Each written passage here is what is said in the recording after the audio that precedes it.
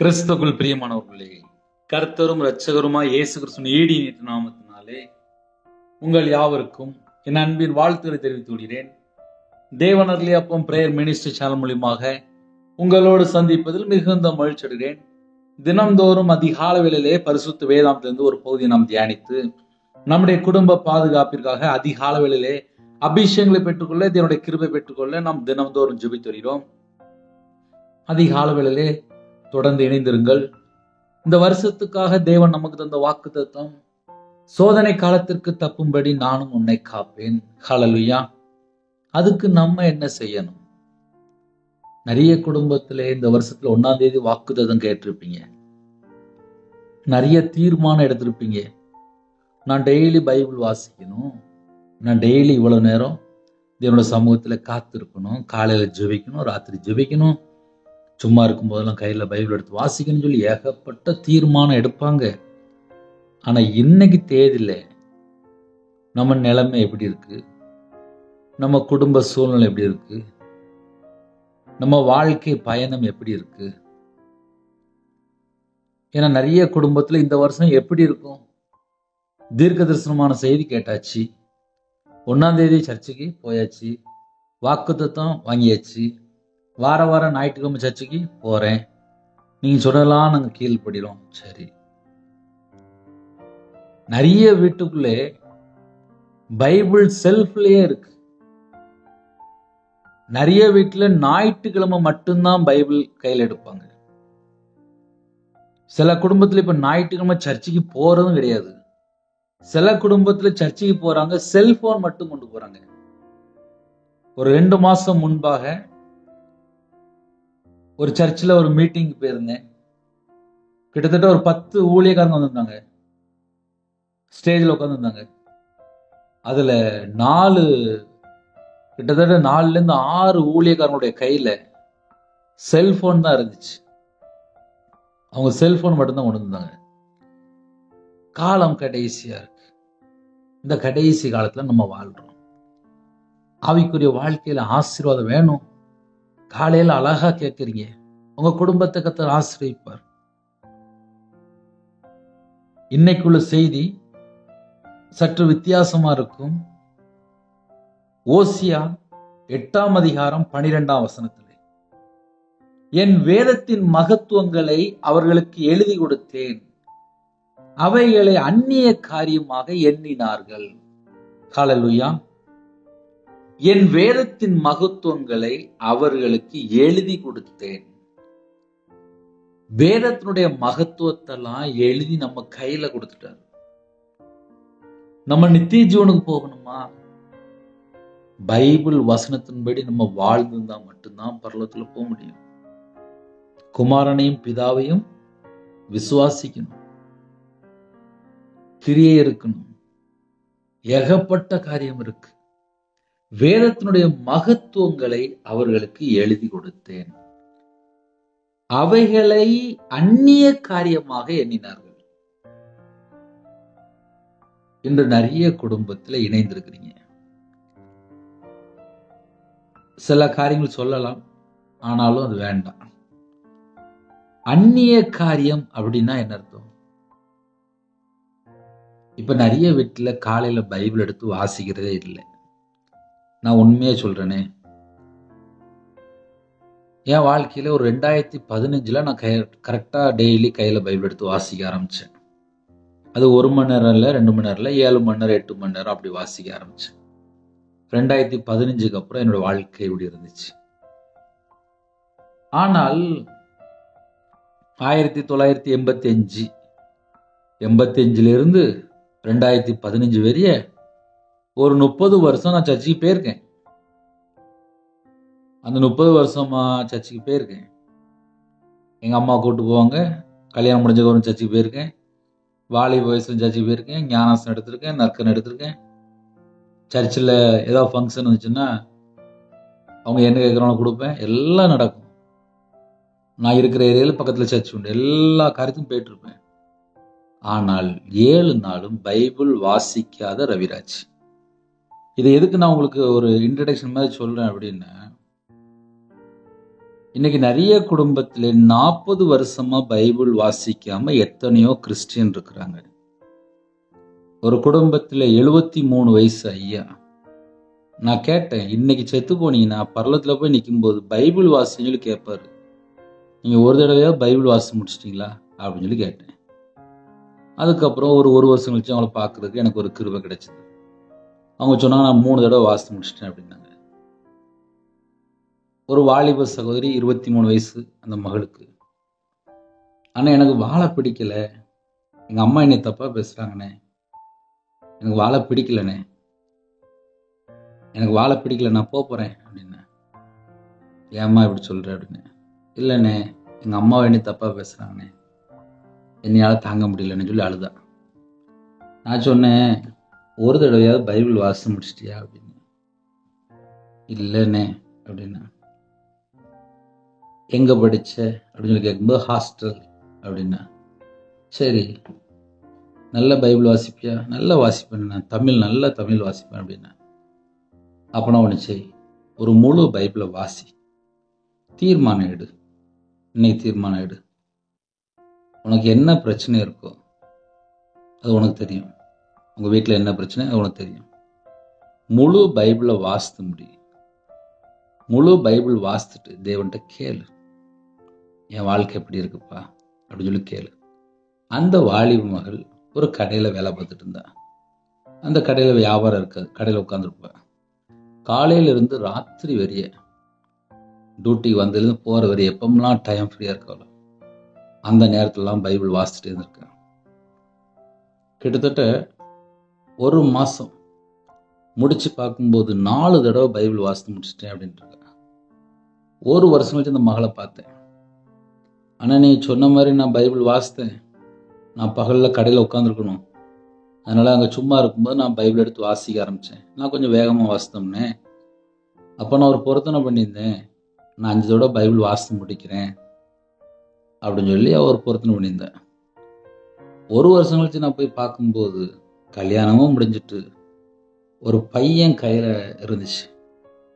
என்னன்னு கேட்டேன். அண்ணா, எனக்கு கல்யாணம் முடிஞ்சு சொல்லி நான் பைபிள் வாசித்தேன், அதே நேரத்தில் எனக்கு ஒரு பையன் வேணும்னு சொல்லி நான் பைபிள் வாசித்தேன். பையனுக்காக 5 தடவை பொருத்தனை பண்ணி பைபிள் வாசித்தேன், 5 தடவை வாசித்து முடிச்சிட்டேன். எனக்கு ஒரு கல்யாணம் முடியணும், வீட்டில் பிரச்சனையாக இருக்குன்னு சொல்லிட்டு நான் 5 தடவை பொருத்தனை பண்ணியிருந்தோம்னே, 4 தடவை வாசித்து முடிக்குமே எனக்கு கல்யாணம் முடிஞ்சிட்டு. ஒரு வருஷம் வச்சு பார்க்கும்போது அந்த மகள் கல்யாணமும் முடிஞ்சிட்டு ஒரு சாட்சின்னு சொன்னேன். ஆனால் ஒரே தடவை தான் பார்த்தேன், ஒரே நாள் தான் சொன்னேன். தற்கொலை எண்ணங்களோடு பேசிட்டு இருந்தா தெரிஞ்சுது, நான் சாக போகிறேன் அப்படின்னா. ஏம்மா அப்படின்னா, வீட்டில் பிரச்சனை அப்படின்னா. கண்ணீர் விட்டு அழுதா. ஒரே நாள் தான். அந்த வாலிப மகள் அதுக்கப்புறம் கல்யாணம் முடிஞ்சிட்டு ஒரு பையனும் இருந்துச்சு, குடும்பமாக இருந்தாங்க. ஆனால் 10 தடவை பைபிள் வாசி முடிச்சிட்டேன். என் வேதத்தின் மகத்துவங்களை அவர்களுக்கு எழுதி கொடுத்தேன்.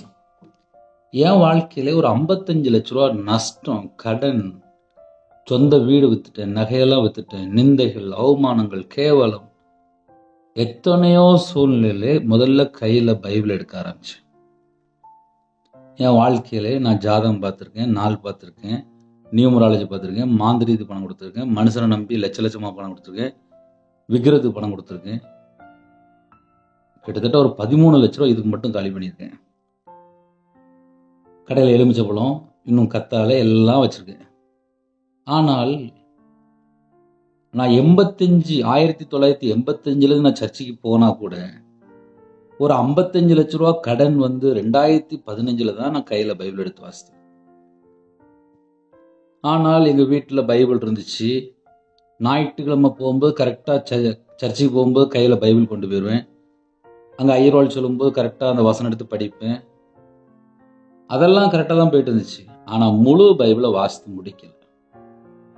இதை ஏன் உங்களுக்கு சொல்லி தரேன் அப்படின்னா, என் வேதத்தின் மகத்துவங்களை அவர்களுக்கு எழுதி கொடுத்தேன், அவைகளை அந்நிய காரியமாக எண்ணினார்கள். அந்நிய காரியமாக எண்ணினார்கள். இன்னைக்கு நிறைய குடும்பத்தில் என்ன பிரச்சனை நடக்குது?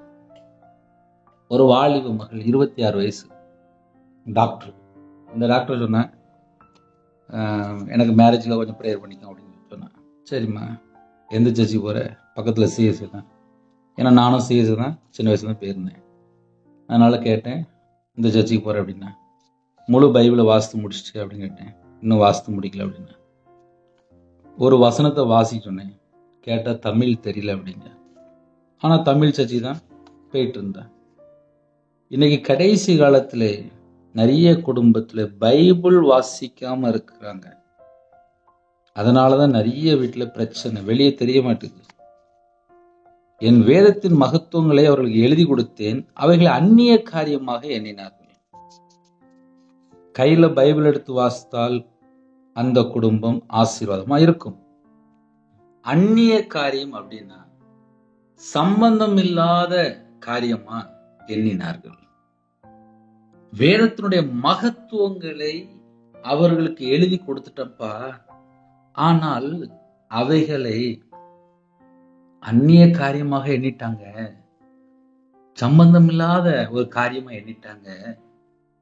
அதனாலதான் அவங்களோட வாழ்க்கையில அவ்வளவு பிரச்சனை அப்படிங்கிறாரு. ஒரு குடும்பத்துல எப்ப பிரச்சனை சொல்லி நானும் நிறைய குடும்பத்துல பேசும்போது பார்த்ததில்லை. நல்ல ஒழுங்கா பைபிள் வாசித்து ஜெபிக்கிறவங்களாம் வெளியே வரவே மாட்டாங்க. ஏன்னா அவங்க 31 நாள் ஒழுங்கா காலையில தூங்கி எழுந்திரிச்சு இத்தனை அதிகாரம் பைபிள் வாசிப்பாங்க, தேவனோட சமூகத்துல காத்து ஜெபம் பண்ணுவாங்க, தேவனுக்கு உண்மையா வாழ்வாங்க, பரிசுத்தமா வாழ்வாங்க, நீதியை பின்பற்றுவாங்க, பொய் பேச மாட்டாங்க, கர்த்தருக்காக வாழ்வாங்க, ஊழியத்துக்காக காணிக்க கொடுப்பாங்க, சர்ச்சுக்கு கரெக்டா போயிருவாங்க, எல்லாம் கரெக்டா நடக்கும்.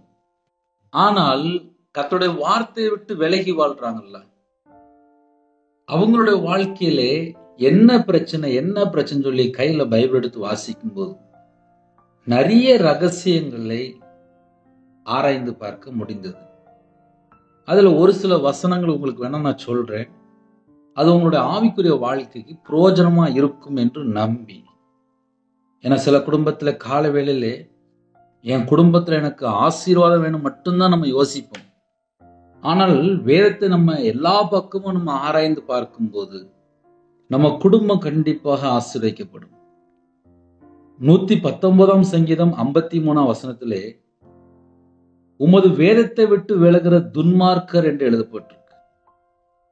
ஒரு மனுஷன் வேதத்தை வாசிக்கல, இஷ்டம் போல வாழ்ந்துட்டு இருக்காங்க, வேதத்தை விட்டு விலகி வாழ்ந்துட்டு இருக்காங்க அப்படின்னா துன்மார்க்கர். நீதிமொழியில போட்டிருக்கு, துன்மார்க்குடைய வீட்டிலே கர்த்தரின் சாபம் இருக்குன்னு சொல்லி போட்டிருக்கு.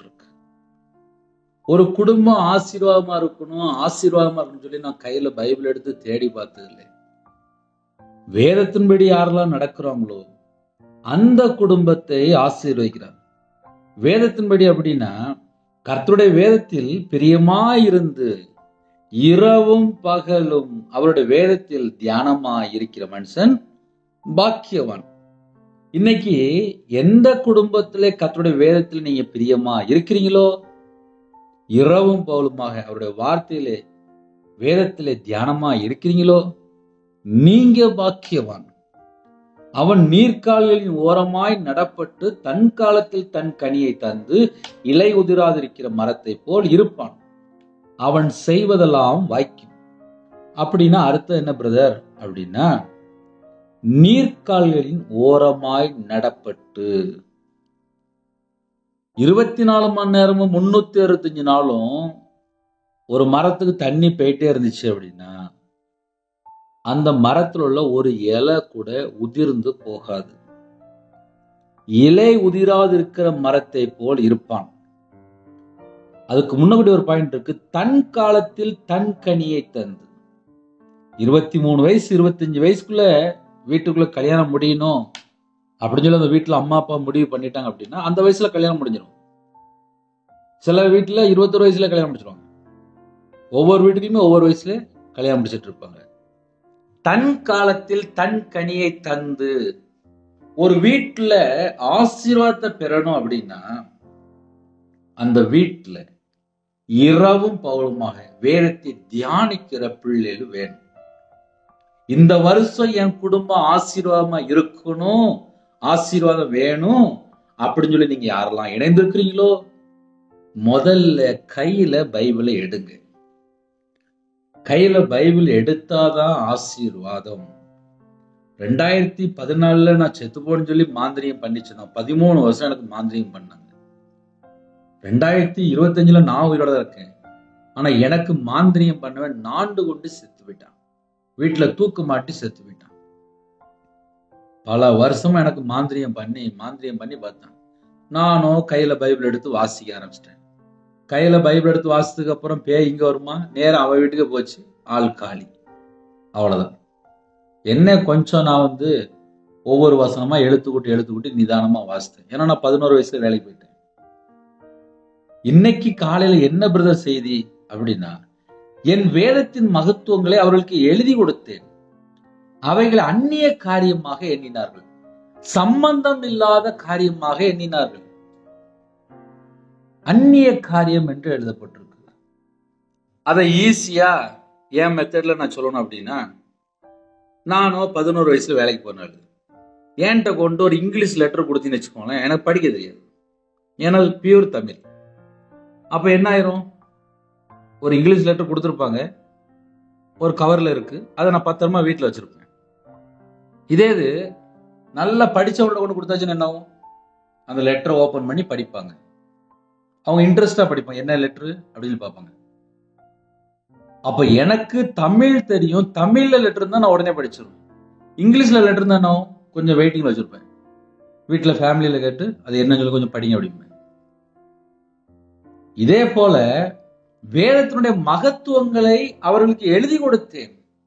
நிறைய குடும்பத்துல இப்ப என்ன பிரச்சனை அப்படின்னா, பைபிள் வாசித்தா புரிய மாட்டேங்குது பிரதர். பழைய ஏற்பாடு வாசிக்கணுமா புதிய ஏற்பாடு வாசிக்கணுமா, எது ஃபர்ஸ்ட் வாசிக்கணும்? பைபிள் வாசிக்க ஆரம்பிச்சதுக்கு தான் தூக்கமா வருது.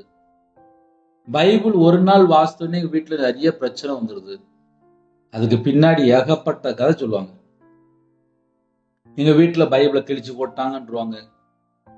எனக்கு பைபிள் இல்லை, எனக்கு ஒரு பைபிள் வேணும்பாங்க. ஞாயிற்றுக்கிழமை சர்ச்சுக்கு போகாம இருப்பாங்க. ஒரு குடும்பத்துல எத்தனை கம்ப்ளைண்ட்.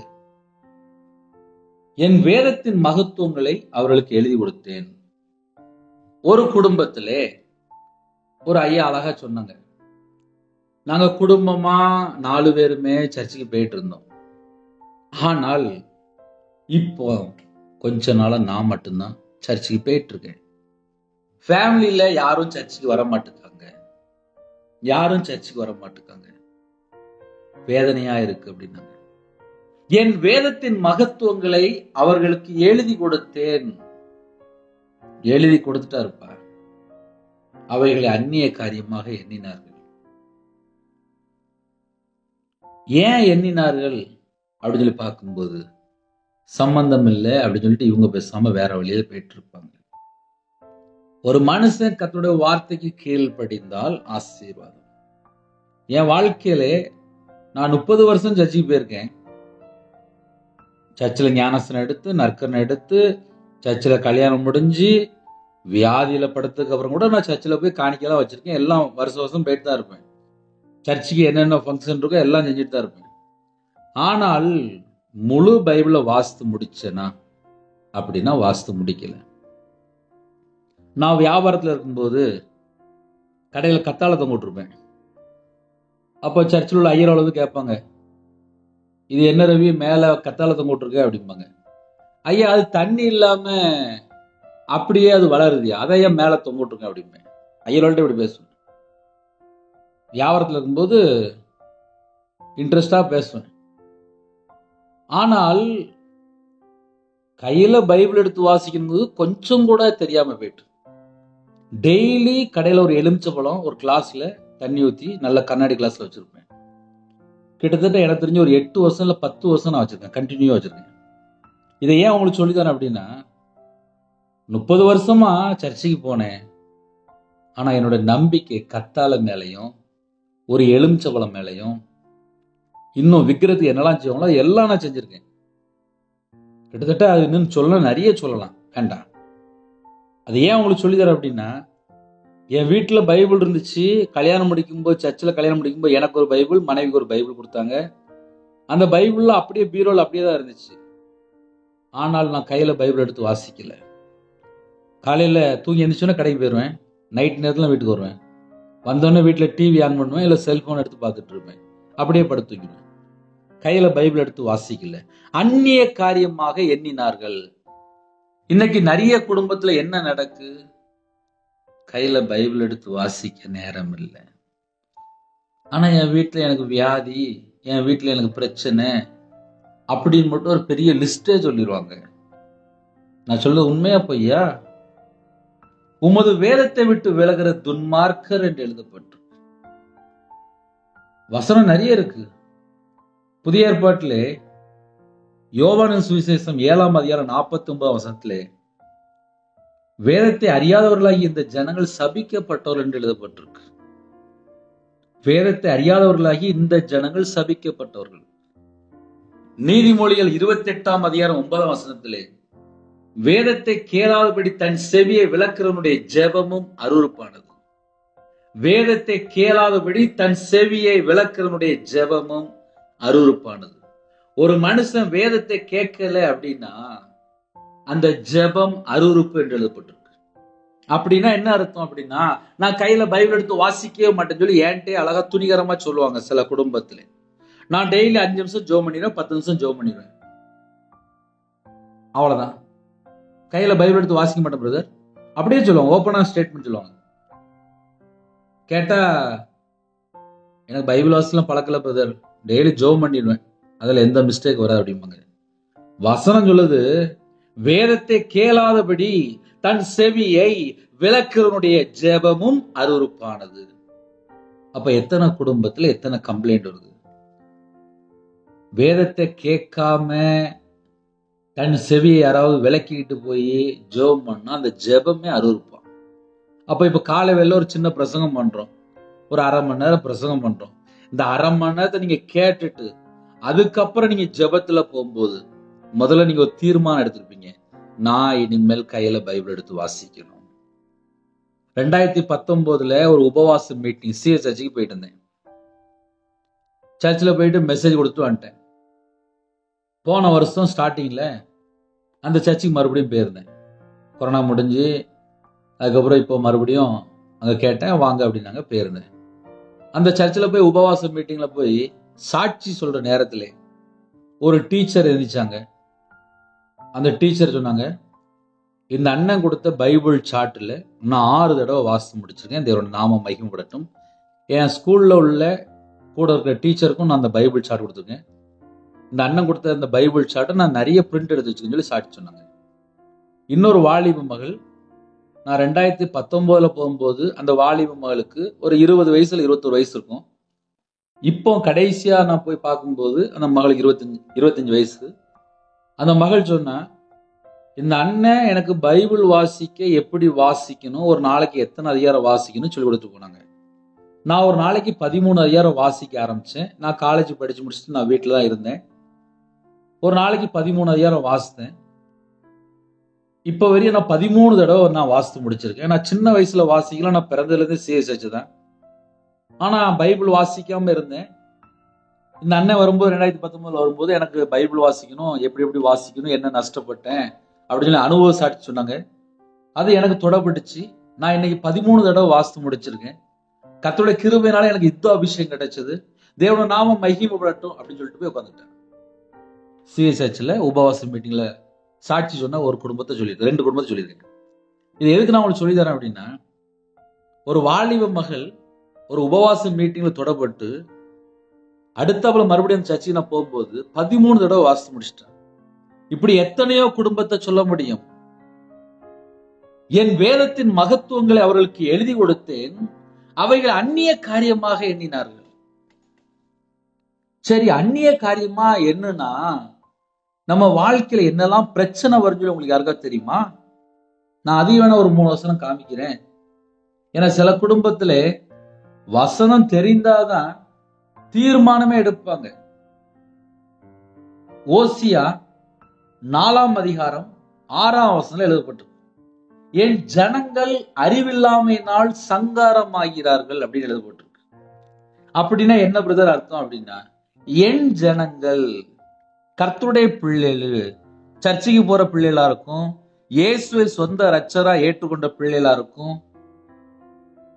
என் ஜனங்கள் அறிவில்லாமையினால் சங்காரமாகிறார்கள் அப்படின்னா செத்து போறாங்க. என் ஜனங்கள் அறிவில்லாமையினால் சங்காரமாகிறார்கள். நீ அறிவை வெறுத்தாய், ஆகையால் நீ என் ஆசாரனா இராதபடிக்கு நானும் உன்னை வெறுத்து விடுவேன். நீ உன் தேவனுடைய வேதத்தை மறந்தாய், ஆகையால் நானும் உன் பிள்ளைகளை மறந்து விடுவேன் என்று எழுதப்பட்டு. ஒரு மனுஷன் வேதத்தை நேசிக்கல அப்படின்னா உடனே வேதம் அழகா எழுதப்பட்டிருக்கு, நானும் உன் பிள்ளைகளை மறந்து விடுவேன். ஓசியா 4:6-8 வரை வாசித்தா இன்னும் தண்டனை எழுதப்பட்டிருக்கு. அது முடிஞ்சா கையில பைபிள் எடுத்து வாசிங்க.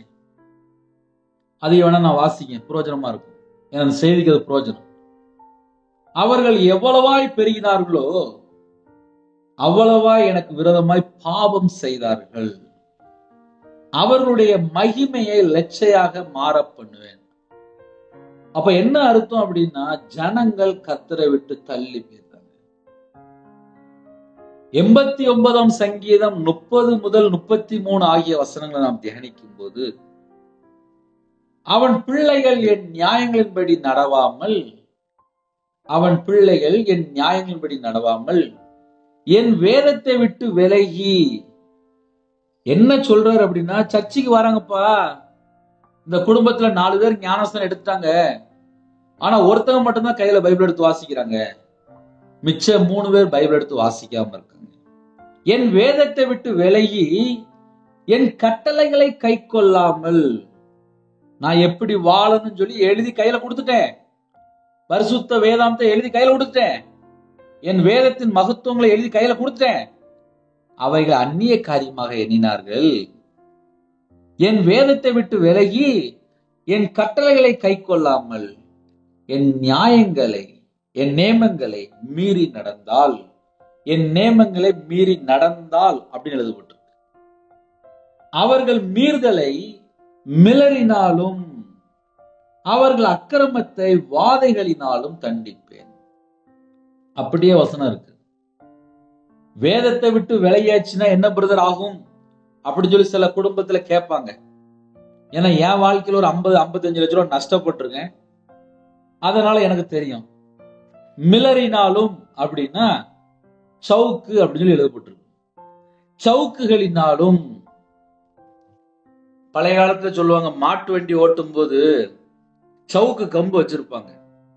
அந்த மாடு லெப்ட் ரைட் போயிட்டு அப்படின்னா சவுக்கு கம்பு எடுத்து டக்குன்னு ஒரு அடி அடிப்பாங்க, மாடு அடிப்பாங்க. அதை அடிச்ச உடனே அந்த கயிறு சுள்ளுன்னு ஒரு அடி விழும். அடிச்ச உடனே அந்த மாடு மறுபடியும் கரெக்டா போகும். அடிக்கிற முன்னாடி கத்துனாலோ அந்த மாடு கேட்காது. என் ஜனங்கள் அப்படின்னு அழகா சொல்லிட்டு வர்றாரு, என் வேதத்தை விட்டு விலகிட்டாங்க, என் கட்டளை கை கொள்ளல, என் நியமங்களை மீறி நடந்தால் அவர்கள் மீறுதலை மிளறினாலும் சவுக்குகளினாலும் அவர்கள் அக்கிரமத்தை வாதைகளினாலும் தண்டிப்பேன். வாதை அப்படின்னாலே கொள்ளை நோய். இப்ப எக்ஸாம்பிளுக்கு ஒரு 4 வருஷம் முன்னாடி வந்துட்டு போயிட்டு, ஒரு ஷிப்ட் வந்துட்டு போயிட்டு, கடைசி காலத்துல அநேக கொள்ளை நோய்கள் என்று எழுதப்பட்டிருக்கு. அப்ப அடுத்தாப்புல தேசத்துக்குள்ள கொள்ளை நோய் வந்துச்சுன்னா ஏன் வந்துச்சு சொல்லி நமக்கு தெரியணும்ல.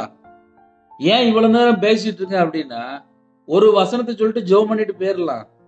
நிறைய குடும்பத்துல கையில பைபிள் எடுத்து வாசிக்கிறது இல்ல, வீட்டுல உள்ள சின்ன பிள்ளைக்கு செல்போனை கையில கொடுக்குறாங்க, வாலிப பையனுக்கு செல்போனை கையில கொடுக்காங்க. வீட்டுல வாலிப பிள்ளைகள் ஞாயிற்றுக்கிழமை சர்ச்சுக்கு போக மாட்டேங்குது. நான் சொல்றது நிறைய குடும்பத்தில் நடந்துட்டு இருக்கு. யாரெல்லாம் வேதத்தை கீழ்ப்படியாமல் இருக்கிறாங்களோ, வேதத்தை விட்டு விலகி வாழ்றாங்களோ, அவர்களுடைய மீறுதலை மிளறினாலும் சவுக்குகளினாலும் அவர்கள் அக்கிரமத்தை வாதைகளினாலும் தண்டிப்பேன். வாதைகளினாலும் அப்படின்னா கொள்ளை நோய் வந்துடும். இதெல்லாம் பைபிள்ல தண்டனையா எழுதி வச்சிருக்காரு. சரி, இந்த தண்டனை ஏன் எழுதி வச்சிருக்காரு, இதையே நம்ம காலையில தியானிச்சோம் அப்படின்னா, என் வேதத்தின் மகத்துவங்களை அவர்களுக்கு எழுதி கொடுத்தேன், அவைகளை அந்நிய காரியமாக எண்ணினார்கள். சம்பந்தம் இல்லாத ஒரு காரியமா எண்ணிட்டு வீட்டுல பைபிள் அப்படியே வச்சிருப்பாங்க. எங்க அம்மா சொன்னா கையில பைபிள் எடுத்து வாசிக்கணுமா என்ன, எங்க அப்பா சொன்னா கையில பைபிள் எடுத்து வாசிக்கணுமா என்ன, அப்படின்னு சொல்லிட்டு கையில பைபிள் எடுத்து வாசிக்க மாட்டாங்க. ஆனா ஞாயிற்றுக்கிழமை பார்த்தா சர்ச்சுக்குள்ள உட்காந்துருப்பாங்க, ஞானஸ்நானம் எடுத்திருப்பாங்க, நற்கன் எடுத்துட்டு இருப்பாங்க. ஆனா வீட்டுல வந்து பார்த்தா 3 மணி நேரம் செல்போன்ல விளையாண்டுட்டு இருப்பாங்க, 3 மணி நேரம் 6 மணி நேரம் யார்கிட்டயா தேவையில்லாம ஃப்ரெண்டு சொல்லிட்டு பேசிட்டு இருப்பாங்க. லாஸ்ட் வாழ்க்கையில பார்த்தா தங்களை கெடுத்து அப்புறம் கண்ணீர் வாழ்க்கையா வாழ்ந்துட்டு இருப்பாங்க. இப்படிலாம் பைபிள்ல வசனம் இருக்கு. என் வேதத்தின் மகத்துவங்களை அவர்களுக்கு எழுதி கொடுத்தேன், அவைகளை அந்நிய காரியமாக எண்ணினார்கள். அந்நிய காரியமா எண்ணும் போது ஒரு 2 இடத்துல உள்ள எச்சரிப்பு மட்டும் நான் உங்களுக்கு காமிச்சிருக்கேன். அந்த இருப்பிடம் நான் சொல்றேன், ஒருவேளை நீங்க கையில பைபிள் இருந்தா நீங்க எடுத்து வாசித்து பார்த்துக்கலாம். ஓசியா 4ஆம் அதிகாரம் 6ஆம் வசனம், 89ஆம் சங்கீதம் 30 முதல் 33 ஆகிய வசனங்கள். ஆனாலும் என் கிருபை அவனை விட்டு விலக்காமலும் என் உண்மையிலும் பிசகாமலும் இருப்பேன் என்று வாக்குத்தத்தம் பண்ணியிருக்காரு. நான் அடி கொடுப்பேன், வாதை கூட வரும், கண்டிப்பேன், ஆனா என் பிள்ளைல நான் கைவிட மாட்டேன், என் கிருபையினால நான் நிரப்பிதான் வச்சிருப்பேன் அப்படிங்கிறது. அப்ப காலவெள்ள செய்தி என்ன அப்படின்னா, கர்த்தருடைய வார்த்தைக்கு கீழ்ப்படிந்து இரவும் போலும் வேதத்தை தியானித்தா ஆசீர்வாதம். 119ஆம் சங்கீதத்துல ஒரு 4 பாயிண்ட் இருக்கு. அதுவும் ரொம்ப பிரயோஜனமா இருக்கும் இந்த செய்திக்கு. 119ஆம் சங்கீதம் 113ஆம் வசனத்திலே, வீண் சிந்தனைகளை நான் வெறுத்து உமது வேதத்தில் பிரியப்படுகிறேன் என்று எழுதப்பட்டிருக்கு. வீண் சிந்தனைகளை நான் வெறுத்து. ஒரு மனுஷன் காலையில நைட்டு நேரம் கிடைக்கும் போதெல்லாம் கையில பைபிள் எடுத்து வாசிக்கணும் அப்படின்னா, வீண் சிந்தனைகளை வெறுத்தா மட்டும்தான் வேதத்திலே பிரியமா இருக்க முடியும். வீண் சிந்தனை அப்படின்னு வந்துட்டுனாலே ஏகப்பட்டதை உட்காந்து யோசிச்சுட்டு இருப்பாங்க. காலையில இருந்து ராத்திரி வரையே ஒரு பைத்தியக்காரன் மாதிரி உட்காந்து யோசிச்சுட்டு இருப்பாங்க. தூக்கம் வராது. அப்புறம் என் வாழ்க்கையில எனக்கு என்ன பிரச்சனை சொல்லி புலம்பிட்டு இருப்பாங்க. சிந்தனையில பார்த்தா வீணான சிந்தனை. அதையும் ஏன் காலையில சொல்லி தர வேண்டிய அப்படின்னா, வீணான சிந்தனை வெறுத்தா மட்டும்தான் உமது வேதத்தில் பிரியப்படுகிறேன் அப்படின்னு எழுதப்பட்டிருக்கு. 119ஆம் சங்கீதம் 113ஆம் வசனம், உமது வேதத்தில் நான் எவ்வளவு பிரியமா இருக்கிறேன், நாள் முழுதும் அது என் தியானம் என்று எழுதப்பட்டிருக்கு. 119ஆம் சங்கீதம் 97ஆம் வசனத்திலே, 119ஆம் சங்கீதம் 1ஆம் வசனத்திலே, கர்த்தருடைய வேதத்தின்படி நடக்கிற உத்தம மார்க்கத்தார் பாக்கியவான்கள், உண்மையா வாழ்ற ஜனங்கள் பாக்கியவான்கள். 119ஆம் சங்கீதம் 165ஆம் வசனத்திலே, உம்முடைய வேதத்தை நேசிக்கிறவர்களுக்கு மிகுந்த சமாதானம் உண்டு. யாரெல்லாம் வேதத்தை நேசிக்கிறீங்களோ மிகுந்த சமாதானம் உண்டு. நான் மறுபடியும் சொல்றேன், வேதத்தை நேசிக்கிறவங்களுக்கு மிகுந்த சமாதானம் உண்டு. நான் செத்துப்போன்னு சொல்லி எனக்கு 13 வருஷம் மாந்திரிகம் பண்ணிட்டே இருந்தான். அவன் ஒரு நாள் தூக்கு போட்டு செத்து போயிட்டான். நான் கையில பைபிள் எடுத்து வாசிக்க ஆரம்பிச்சேன். நான் இன்னைக்கு வரையும் உயிரோட இன்னைக்கு வரையும் சமாதானமா இருக்கு. அப்ப என்ன அர்த்தம் அப்படின்னா, ஒரு மனுஷனோட வாழ்க்கையில சமாதானம் குறையுதா, அவங்க முதல்ல கையில பைபிள் எடுத்து வாசிக்கணும். என் வாழ்க்கையில ரட்சிக்கப்பட்டதுக்கு அப்புறம் சொல்றதை விட, நான் என்னைக்கு நான் ஒரு பாவின்னு சொல்லி உணர ஆரம்பிச்சேனோ அந்த நாள் வியாபாரத்துல இருக்கும்போது, ஐயோ நான் தப்பா வாழ்ந்துட்டு இருக்கிறேனே, அந்த நாள்ல இருந்து இந்த நிமிஷம் வரைய நான் கையில பைபிள் எடுத்து வாசிக்கும் போது என் கூட பேசத்தான் செய்கிறேன். வசனத்தின் மூலியமா பேசுவார். எப்படி வாழ்றேன், என்கிட்ட என்னெல்லாம் மிஸ்டேக் இருந்துச்சு, எப்படி வாழணும் வாழ்ந்துட்டு இருக்கிறோம், எல்லாமே அழகா பேசுவார். 31 நாள் என்ன பண்றோம், வீட்டுல ஏதாவது சின்ன பிரச்சனை அப்படின்னா வெளியில கிளம்பி போயிடுவாங்க. கையில பைபிள் எடுத்து வாசிக்க மாட்டாங்க. கையில பைபிள் எடுத்து வாசித்தால் இவ்வளவு ஆசீர்வாதம் இருக்கு. அதனால கர்த்தருடைய பிள்ளைகள் வேதத்தை அதிகமா தியானிங்க. எஸ்ரா 7ஆம் அதிகாரம் 10ஆம் வசனத்திலே, கர்த்தருடைய வேதத்தை ஆராயவும் அதின்படி செய்யவும் இஸ்ரவேலிலே கட்டளைகளையும் நீதி நியாயங்களையும் உபதேசிக்கவும் எஸ்ரா தன் இருதயத்தை பக்குவப்படுத்தி இருந்தான். ஹல்லேலூயா. வேதத்தை ஆராயிற மகன் எஸ்ரா, அதன்படி செய்யவும். அப்ப எஸ்ரா எப்படி வாழ்ந்தார் அப்படின்னா, வேதத்தை ஆராய்ந்தும் பார்த்திருக்காரு, வேதத்தின்படி செய்யணும் அப்படின்னு சொல்லி தீர்மானம் எடுத்திருக்காரு. இஸ்ரவேலிலே கட்டளைகளையும் நீதி நியாயங்களையும் உபதேசிக்கவும். உபதேசிக்கும் அப்படின்னா போதிக்கவும். அப்ப அவர் எதெல்லாம் போதிச்சிருக்காரு? கட்டளை, நீதி, நியமங்களை போதிச்சிருக்காரு. எஸ்ரா தன் இருதயத்தை பக்குவப்படுத்தி இருந்தான் என்று எழுதப்பட்டிருக்கு. பக்குவப்படுத்தி இருந்தான் அப்படின்னா வேதத்தை ஆராய ஆராய ஆராய ஒரு மனுஷன் எப்படி வாழணும் அந்த பக்குவத்துக்குள்ள வந்துருவாங்க.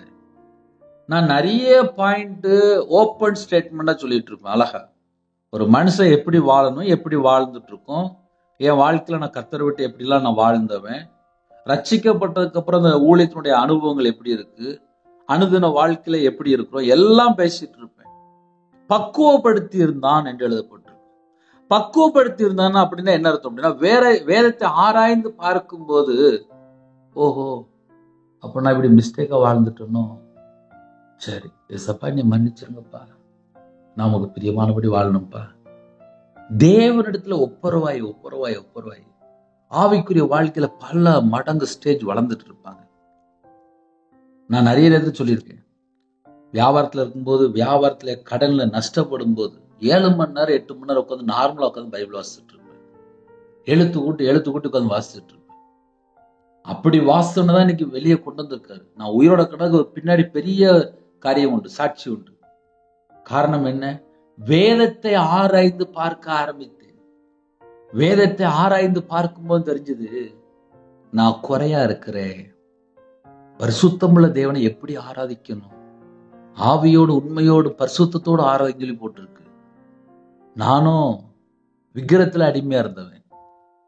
அதுக்கப்புறம் என்னோட வாழ்க்கையில முதல்ல எனக்கு ஒரு புது அபிஷேகம் வேணும்ப்பா, புது மகனா மாறணும்ப்பா, புது கிருபை வேணும்ப்பா, புது சரீரமா மாறணும்ப்பா, என்னை அர்ப்பணிக்கிறேன்ப்பா அப்படின்னு சொல்லி தேவனோட சமூகத்துல அர்ப்பணித்து ஜெபிக்க ஆரம்பிச்சேன். எஸ்ரா கர்த்தருடைய வேதத்தை ஆராயவும், வேதத்தை ஆராய்ந்து பார்த்திருக்காரு. அப்ப யாரெல்லாம் காலையில இன்னைக்குள்ள செய்தி கேட்டீங்களோ, யாரெல்லாம் நீங்க வேதத்தை ஆராயறதுக்கு தீர்மானம் எடுக்கிறீங்களோ, உங்க கூட கர்த்தர் இருப்பார். இரவும் போலும் வேதத்தை வாசித்து தியானிக்கிற மனுஷன் பாக்கியவான். அவன் செய்வதெல்லாம் வாய்க்கும், அவன் செய்வதெல்லாம் வாய்க்கும், அவன் செய்வதெல்லாம் வாய்க்கும். அதுல எந்த சந்தேகமும் கிடையாது. காலையில இருந்து ராத்திரி வரையே நம்ம என்னெல்லாம் செய்யறோம் அதை மட்டும் நம்ம கொஞ்சம் சர்வே எடுத்தாச்சுன்னா உங்க குடும்பம் ஆசீர்வாதமா இருக்கும். அதுக்கு நம்ம சில தீர்மானம் எடுக்கணும். எஸ்ராவை போல தன் இருதயத்தை பக்குவப்படுத்தி இருந்தான். வேதத்தை ஆராய்ந்து பார்க்கிறவங்களுக்கு மட்டும்தான் இருதயத்தை பக்குவப்படுத்தி வச்சிருப்பாங்க. ஹல்லேலூயா. இந்த செய்தி உங்களுக்கு ரொம்ப பிரயோஜனம் பண்ணி கர்த்தருக்குள் விசுவாசிக்கிறேன். என் பேர் ரவிராஜ். தேவன் அருளியப்பம் பிரேயர் மினிஸ்டருக்காக ஜெபித்துக் கொள்ளுங்கள். அதிகால வேளையில இருக்கிற இடத்துல முழங்கால் படிடுங்க. கர்த்தருடைய நாமத்தை உயர்த்துவோம். நம்ம குடும்பத்தை ஆசீர்வதிப்பார். இருதய மனக்கண்கள் திறந்து தாங்கப்பா. வேதத்தை தியானிக்க நான் வாசித்தா எனக்கு புரிய மாட்டேன்னு சொல்லி கேளுங்க.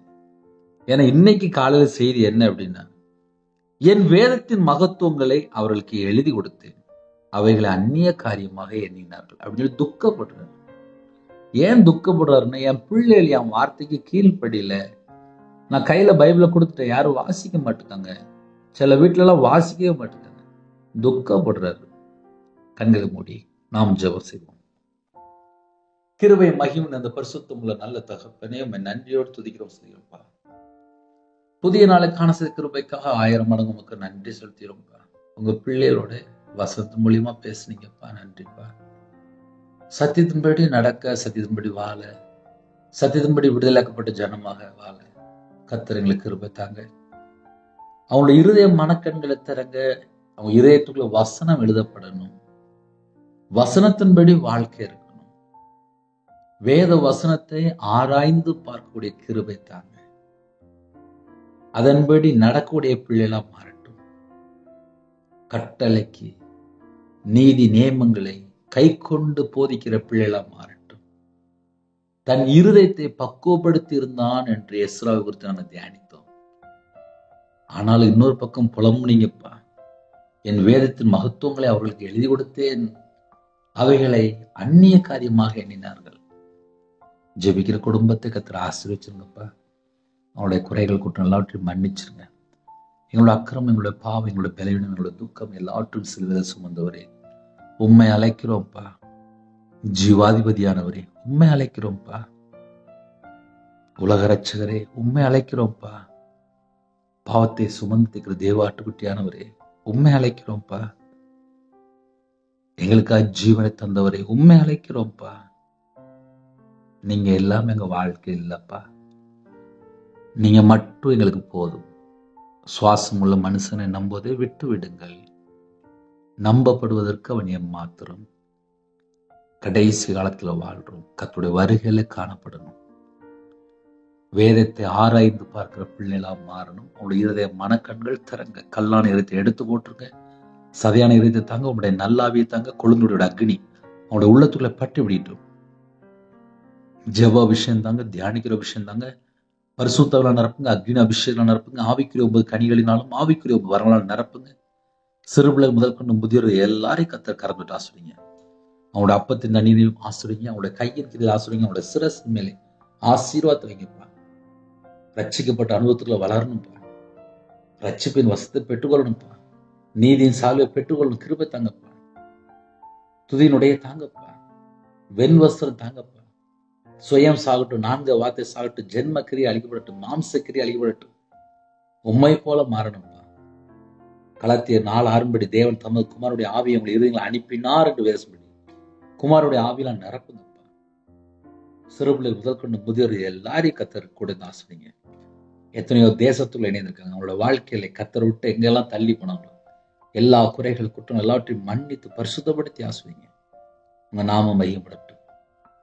வேற வேற தேசத்துல இணைந்திருக்காங்க. அவங்களோட வாழ்க்கையில எல்லா காரியத்திலையும் கர்த்தர் பிரியமானபடி நடக்கணும். காலவேளையிலே சிறுபிள்ளை முதல் கொண்டு முதியோர் எல்லாரையும் உங்களுடைய கிருபையால் நிரப்புங்கப்பா. உங்களுடைய பிரசன்னத்தால் மூடுங்கப்பா. உங்களுடைய வல்லமையால் நிரப்புங்கப்பா. ஜெப அபிஷேகம் தாங்கப்பா.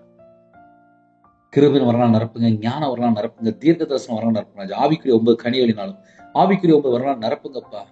பூமியின் மேல் அக்னியை போடுங்க. அது இப்பொழுதே பற்றி எறிய வேண்டும் என்று விரும்புகிற வசனப்படி ஒவ்வொரு குடும்பத்தையும் அக்னினால் நிரப்புங்கப்பா. அக்னினால் நிரப்புங்கப்பா. அக்னினால் நிரப்புங்கப்பா. அக்னினால் நிரப்புங்கப்பா. உங்க கிருபையால் நிரப்புங்கப்பா. கல்வாரி அன்பினால் நிரப்புங்கப்பா. ஆவிக்குரிய 9 கனிகளினாலும் ஆவிக்குரிய 9 வரலாறு நிரப்புங்கப்பா. நிரப்பப்பட்ட பாத்திரமா மாறட்டும். நிரப்பப்பட்ட பாத்திரமா மாறட்டும். நிரப்பப்படட்டும்ப்பா. இன்னுமா நிரப்பப்படட்டும். உங்களுடைய வல்லமையால் நிரப்புங்கப்பா. உயிர்ப்பிக்கிற ஆவியான இறங்கி வாங்குறாச்சு. ஒவ்வொரு குடும்பத்தையும் உயிர்ப்பீங்க. எத்தனையோ குடும்பத்துல தாழ்த்துறாங்கப்பா. உங்களோட வாழ்க்கையில இன்னைக்கு தேவையில ஒரு மாற்றம் வேணும். மாற்றம் வேணும். மாற்றம் வேணும். எல்லா குடும்பமும் ஆசீர்வதிக்கப்படட்டும். கர்த்தர் கிருபை பாராட்டுங்க. பிறந்தநாள் கொண்டாடுறாங்க, திருமண நாள் கொண்டாடுறாங்க. கர்த்தர் கரந்தொட்டு ஆசுறீங்க. 100 மடங்கு ஆசுறீங்கப்பா. மன மகிழ்ச்சியா சந்தோஷமா இருக்கட்டும். கற்பத்தினியா ஜெபிக்கிறாங்க. எத்தனையோ சூழ்நிலை கண்ணீர் வாழ்க்கையா மாறிட்டுப்பா. கர்த்தர் ஆசுறீங்க. மாசமா இருக்காங்க, தாயம்பிள்ளையும் ஆசுறீங்க. டெலிவரி போடுறாங்க, பரம வைத்தியர் கூட இருங்க. பிள்ளைகளுக்கு வயசு அதிகமாயிட்டு போகுதுப்பா. நல்ல குடும்பமா தாங்க. ரட்சிக்கப்பட்ட குடும்பமா தாங்க. திருமணம் முடிந்ததுக்கு அப்புறம் சில வீட்டிலலாம் ஏண்டா திருமணம் முடித்த அளவுக்கு ஆயிட்டுப்பா. கோர்ட்டு கேஸ் சொல்லி போயிட்டு இருக்காங்க. சந்தேகம் அடிக்கிறாங்க. வீட்டுக்கு வரல, கணவர் இல்லை, பிரிஞ்சு போயிட்டாங்க. மதுபான அடிமை, போதை காரியங்கள், விக்கிர வழிபாடு. சில குடும்பத்துலலாம் வீட்டுக்குள்ளதான பேச மாட்டுக்குங்க. பல உபத்திரத்தின் மத்தியிலே நிறைய குடும்பத்துல கண்ணீரோடு வாழ்றாங்கப்பா. கர்த்தர் சந்திங்கப்பா. கர்த்தர் சந்திங்க. கடன்ல கஷ்டப்படுறாங்கப்பா. அந்த கடனுக்கு ஒரு முடிவு கொண்டு வாங்கப்பா. நிறைய குடும்பத்துல யார்கிட்ட போய் சொல்லன்னு தெரியலப்பா. நிறைய தேவை இருக்கு. நிந்தைகள், அவமானம். ஒவ்வொரு நாளும் இஎம்ஐ கட்டணும், பணம் ஃபைனான்ஸ்ல கொடுக்கணும், தெரிஞ்சவங்கள்ட்ட கொடுக்கணும்னு சொல்லி மாத்தி மாத்தி வாங்கி கொடுத்துட்டு இருக்காங்கப்பா. ஏலத்துக்கு வருது. சில குடும்பத்துல பணம் கட்ட முடியல. ஸ்கூல் ஃபீஸ் கட்டணும், காலேஜ் ஃபீஸ் கட்டணும், வீட்டு வாடகை கொடுக்கணும், கடை வாடகை கொடுக்கணும், குழுக்குள்ள பணம் வேணும், ஃபைனான்ஸ்ல வாங்கணும், திருப்பி கொடுக்க முடியாம இருக்கு. திருமணத்துக்காக பிள்ளைகளுக்கு பணம் வேணும். எத்தனையோ தேவைகள் இருக்குப்பா. அந்த தேவைகள் எல்லாம் நம்ம உங்களுடைய சமூகத்துல அர்ப்பணித்து வைக்கப்பா. இந்த நாளிலும் கர்த்தர் கரம் பிடிங்கப்பா. தடைகளை நீக்கி போட்டுருங்க. ஆசீர்வதிங்க. காலவேளையிலே போட் தொழில் போடுறாங்க, விசைப்படாங்க, நாட்டு படகு, இன்னும் விவசாயத்துக்கு போறாங்க, வியாபாரத்துக்கு போறாங்க, கம்பெனிக்கு போறாங்க, வேலைக்கு போறாங்க. வேற வேற நாட்டுல இணைந்திருக்காங்க. காலவேளையில watchman Jebina, security Jebina, police office Jebina, ஆர்மில Jebina, அதிகாரிகள் ஜெபினா, தலைவர் ஜெபிறாங்க. டாக்டர் ஜெபிக்கிறான், நர்ஸ் ஜெபிக்கிறான், டீச்சர் ஜெபிக்கிறான், கவர்மெண்ட் ஆபீஸ்ல எத்தனையோ குடும்பத்திலே பரிசுத்தவான்கள் இணைந்திருக்காங்க. பஸ்ல போறாங்க, கார்ல போறாங்க, ட்ரெயின்ல போறாங்க, பிளைட்ல போறாங்க, வியாபாரம் பக்கம் கம்பெனி தூங்குங்க, சிறுதொழில் பார்க்கறாங்க. கால வேளையில நிறைய குடும்பத்துல வாலிப பிள்ளைகள் வேற ஒரு இடத்துல தங்கி வேலை பார்க்கறாங்கப்பா. எல்லா குடும்பத்துடைய குறைகள் எல்லாம் மன்னிச்சிருங்கப்பா. பஸ்ல போகும்போது பிரச்சனையா இருக்கு, ட்ரெயின்ல போகும்போது பிரச்சனையா இருக்கு, நிம்மதி இல்லை, வேலையில பிரஷர், மன அழுத்தம். சில குடும்பத்துல வேற டிரான்ஸ்பர் கிடைக்காதா, வேற ஒரு வேலை கிடைக்காதா, எனக்கு மட்டும் ஏன் இவ்வளவு பிரச்சனை, நிம்மதி இல்லாம வேலைக்கு போறாங்க, மாத்திரை போட்டுட்டு வேலைக்கு போறாங்க, அங்க போனா நிம்மதி இல்லப்பா. நிறைய இடத்துல இதான்ப்பா சொல்லு. வியாபாரத்துல போட்டி, வேலையில பிரச்சனைக்கு மேல பிரச்சனை. அந்த குடும்பத்தோட கர்த்தர் புறப்பட்டு போங்க. நீங்க புறப்பட்டு போனால் எங்க வாழ்க்கையில எங்களுக்கு ஒரு சமாதானம். நீங்க எங்க கூட வந்தா எங்களுக்கு ஒரு விடுதலை. நீங்க எங்க கூட வந்தா சுகம். நீங்க எங்க கூட வந்தா மட்டும்தான் எங்க வாழ்க்கை பாதுகாப்பு, ஆசீர்வாதம் அனைத்தும் எங்க கூட நீங்க வாங்கப்பா. உண்மை நன்றியோடு துதிக்கிறோம், சொல்கிறோம்ப்பா. ஜெபிக்கிற குடும்பத்தை கர்த்தருடைய கரத்துல அர்ப்பணிக்கிறோம். அவனோட கையின் கீழ் ஆசுவீங்க, அவனோட அப்பத்தின் தண்ணி ஆசுவீங்க, அவனோட சிரஸ் மேல ஆசீர்வதிங்க. குறைகள் குற்றங்கள் எல்லாவற்றையும் மன்னிங்க. அவனோட களஞ்சி, அவனோட பாத்திரம், பண்டசாலை எல்லாம் நிரம்பி வெளியிட்டும்பா. பண்டசாலை திறந்து ஆசுறீங்க. தேவன் அருளியப்பம் பிரேயர் மினிஸ்டர் மூலியமா இணைந்திருக்க எல்லா குடும்பத்தையும் கர்த்தர் கறந்துட்டு ஆசுறீங்க. கர்த்தருடைய கரத்துல நாங்க அடங்கி இருக்கணும். கர்த்தரையே பொறுப்படுத்துவாங்க. வேற வேற தேசத்துக்குள்ள வேற வேற சூழ்நிலை இணைந்திருக்காங்க. அவனோட அப்பத்தின் தண்ணீரை ஆசீர்வதிங்க. குறைகள் குற்றங்கள் எல்லாவற்றையும் கர்த்தர் மன்னிங்க. மன்னித்து பரிசுத்தப்படுத்தி ஆசுறீங்க. பலகணிகளை திறந்து ஆசுறீங்க. எத்தனையோ தேசத்துக்குள்ளே இருக்கிறாங்க. எல்லா குடும்பத்துக்கும் எல்லா விதமான பாதுகாப்பு தாங்க. வேற வேற தேசத்துல வேற வேற சூழ்நிலையில இணைந்திருக்காங்க. கர்த்தர் கூட பரிசுத்தவான்கள் அவனுடைய கரத்துல அர்ப்பணிக்கும். இன்னைக்கு யாரெல்லாம் அப்பா ஜெபிக்கிறோம், அவனுடைய தேவைகள் எல்லாம் சந்திக்கப்படட்டும். கவர்மெண்ட் ஹாஸ்பிட்டல் இருக்காங்க, பிரைவேட் ஹாஸ்பிட்டல் இருக்காங்க. சின்ன பிள்ளைகளுக்கு 1 மாச பிள்ளை, 1 வயசு பையன், 6 வயசு பிள்ளை, சில குடும்பத்துல இங்க்பெட்ல பிள்ளைகள் இருக்கு. எத்தனையோ குடும்பத்துல ஹாஸ்பிட்டல் இருந்து அப்பா ஜெப குறிப்பு, அந்த எல்லா ஜெப குறிப்பும் உங்களுடைய கரத்துல அர்ப்பணிக்கிறோம்ப்பா. டாக்டரால் கைவிடப்பட்ட நிலைமை, ஸ்கேன் ரிப்போர்ட் இப்படி இருக்கு, 4th ஸ்டேஜ்ல இருக்காங்க, மரண தருவாயில இருக்காங்க, வயசாயிட்டு சின்ன பிள்ளைகள் கூட சில இடத்துல பிளட் கேன்சர்ல பாதிக்கப்பட்டிருக்காங்க, கிட்னி பிரச்சனை பாதிக்கப்பட்டிருக்காங்க, ஸ்ட்ரோக்ல பாதிக்கப்பட்டிருக்காங்க, எய்ட்ஸ் வியாதியில பாதிக்கப்பட்டிருக்காங்க, தலையில ஆப்ரேஷன், தலையில கட்டி இருக்கு, சரீரத்துல பல இடத்துல கட்டி இருக்கு, கர்ப்பப்பையில பிரச்சனை, யூட்ரஸ்ல பிரச்சனை, ஹார்ட் ப்ராப்ளம், சுகர் அதிகமா இருக்கு, பிரஷர் அதிகமா இருக்கு, மன அழுத்தம், கால் வலி, கை வலி, நரம்பு வலி, கழுத்து வலி, சில குடும்பத்துல காய்ச்சல், சளி, இருமல், நிறைய பலவீனத்தோடு கண்ணீரோடு பல சூழ்நிலை, டாக்டருக்கு ஃபீஸ் கொடுக்க முடியாம, ஹாஸ்பிட்டல் போக முடியாம, மாத்திரை வாங்க முடியாம, தனிமேலே திக்கற்ற பிள்ளையா இருக்காங்கப்பா. அந்த குடும்பத்துக்கு கர்த்தர் தொடுவீங்களா? உம்முடைய பாதப்படியில வருகிறோம்ப்பா. என் நாமத்து நிமித்தம் எதை கேட்டாலும் என்று சொன்னீங்க. இயேசு கிறிஸ்து நாமத்தினால கேட்கிறோம். எங்களுடைய பாவ அக்கிரமம் எல்லாவற்றையும் மன்னித்து குணமாக்கித்தாங்க. எங்களுடைய பலவீனத்தை எல்லாம் சிறுவில சுமந்தவரே, உம்முடைய தழும்புள்ள கரத்தினால தொட்டு சுகமாக்கித்தாங்க. தொட்டு சுகமாக்கித்தாங்க. ஒவ்வொரு குடும்பத்தையும் தொட்டு சுகமாக்கித்தாங்க. உம்முடைய நாம மகிமைப்படட்டும். தேவனர்ல மினிஸ்டர் உடைய கரத்தில் அர்ப்பணிக்கிறோம். அப்ரோஜமான ஊழியக்காரன்ப்பா. நாங்க எல்லாரும் ஜீவ ஊசல் எழுதப்படணும்ப்பா. நாங்க எல்லாரும் பரலோகத்தில் வரணும்ப்பா. இந்த பூமியில கொஞ்ச காலம் கர்த்தருக்கா வாழணும். கிருபை தாங்கப்பா. பாடுகள் உபத்திரங்கள் வழியா கடந்து போறாங்க. நிந்தைகள் அவமானங்கள் வழியா கடந்து போறாங்க. வேதத்தை வாசிக்க முடியல, ஜெபிக்க முடியல, துதிக்க முடியல, ஏகப்பட்ட உபத்திரம், நிம்மதி இல்லை. ஆவிக்குரிய வாழ்க்கையில வளர்ந்து ஆசைப்படுறான், சர்ச்சை புரிஞ்சு ஆசைப்படுறான், முடியல. குடும்பம் ரட்சிக்கப்படல. வேதனையோடு கண்ணீரோடு ஜெபிக்கிற குடும்பம் உண்டு. யார்கிட்ட போய் சொல்லன்னு சொல்லி தெரியல, புலம்புற குடும்பம் உண்டு. கர்த்தர் மனம் மறங்க, கர்த்தர் மனம் மறங்க, கர்த்தர் மனம் மறங்க. ஜெபிக்கிற எல்லா குடும்பத்தையும் கர்த்தர் சந்திங்க. நிறைய குடும்பத்திலே கால வேளையிலே கண்ணீரோடு ஜெபிக்கிற தாய்மார் உண்டு. நிறைய குடும்பத்துல கடன் நிமித்தமா இனிமேல் நான் ஏன் வாழணும், யாருக்கா வாழன்னு சொல்லி புலம்புற குடும்பம் உண்டு. சில குடும்பத்துல வேலைக்கு லஞ்சம் கொடுத்து விட்டாங்கப்பா, வேலை கிடைக்க மாட்டேங்குது. அவங்களுடைய பாவத்தை மன்னிங்க, அவங்களுடைய பாவத்தை மன்னிங்க, அவங்களுடைய பாவத்தை மன்னிங்க, அவங்களுடைய பாவத்தை மன்னிங்க. வெளிநாட்டு போறக்கா ட்ரை பண்றாங்க, கவர்மெண்ட் வேலைக்கா ட்ரை பண்றாங்க, டிரான்ஸ்ஃபர்க்கா ட்ரை பண்றாங்க. எனக்கு எந்த வேலை கிடைச்சா பரவாயில்ல, வேலை செய்ய ரெடியா இருக்காங்க. கர்த்தர் வாசல் திறந்தாங்க. ஒவ்வொரு குடும்பத்துக்கு கர்த்தர் பாதுகாத்திலும் படிக்கிற பிள்ளைகளும் உடைய கரத்துல அப்படிடும். ஃபர்ஸ்ட் ரேங்க் எடுக்கணும்ப்பா, நல்ல 10th 11th 12th காலேஜ் படிக்கிற பிள்ளைகளை நல்லா படித்து எக்ஸாம் எழுதிட்டுப்பா. வாலிப பிள்ளைகள் ரட்சிக்கப்படணும்ப்பா, குடும்பமா ரட்சிக்கப்படணும்ப்பா. ஒரு பாவி மனதிரும்ப பரலோகத்தில் மிகுந்த சந்தோஷம் சொல்லி ராஜா. எல்லா தேசத்திலுமே சுவிசேஷம் அறிவிக்கிற குடும்பங்கள் எழும்ப வேண்டும். எல்லா குடும்பத்துகளுமே இயேசுதான் மெய்யான தேவன் என்பதை புரிந்து கொள்ளணும், அறிந்து கொள்ளணும். மெய்யான தேவனை தொழுது கொள்ளணும். அந்த கிருபை தாங்க. ஜெபிக்கிற எல்லா குடும்பமும் இயேசு கிறிஸ்துவின் இரத்தத்தினாலே, இயேசு கிறிஸ்துவின் நாமத்தினாலே பரிபூர்ணமாக ஆசீர்வதிக்கப்படட்டும். எல்லா குடும்பத்தையும் கர்த்தர் பொறுப்படுத்துங்க. கர்த்தருடைய நாமம் மட்டுமே விடட்டும். இந்த நாளிலும் என்ன தேவைகளோடு ஜெபித்தாங்களோ அந்த தேவைகளை எல்லாவற்றையும் கர்த்தர் கூட இருந்து சந்திங்க. உங்க நாமம் மட்டுமே விடட்டும். உம்முடைய கரத்துல தாழ்த்தி விடுவோம். துதி கன மகிமை எல்லாம் ஒருக்கே செலுத்திடுவோம். சில குடும்பத்துல அப்பா வீடு கட்டுறாங்கப்பா, அந்த தடைகள் மாற்றி வீடு கட்டி முடிக்க கர்த்தர் உதவி செய்யுங்க. கர்த்தர் உதவி செய்யுங்க. உங்க நாம மகிமை விடட்டும். உம்முடைய ஜீவனுக்குள்ளே எங்களை தாழ்த்தி விடுவோம். துதி கன மகிமை எல்லாம் ஒருக்கே செலுத்திடுவோம். இயேசு கிறிஸ்துவின் பிதாவே ஆமென். தேவனுக்கே மகிமை உண்டாதாக. கர்த்தர் தாமே உங்களையும் உங்கள் குடும்பத்தையும் சகல காத்தியும் சம்பூர்ணமாக திருப்தியாக கர்த்தர் கொடுத்து ஆசீர்வதிப்பாராக. ஆமென். கர்த்தராகிய இயேசுவின் கிருபையும் பிதாவாகிய அன்பும் பரிசுத்தனுடைய ஐக்கியமும் இப்பொழுதும் எப்பொழுது சதா காலங்களிலும் நம் அனைவரும் கொடுப்பதாக. ஆமென். கிறிஸ்துவ பிரியமானவர்களே, என் பேர் அவிராஜ். டெய்லி ஒரு நிமிடமா எனக்காக ஜெபித்துக் கொள்ளுங்கள்.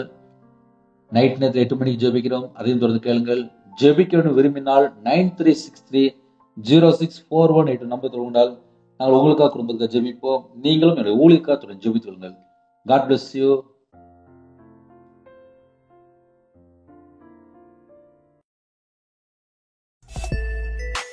Thanks for watching. Please subscribe our channel. Click the like and share. Click the bell. God bless you.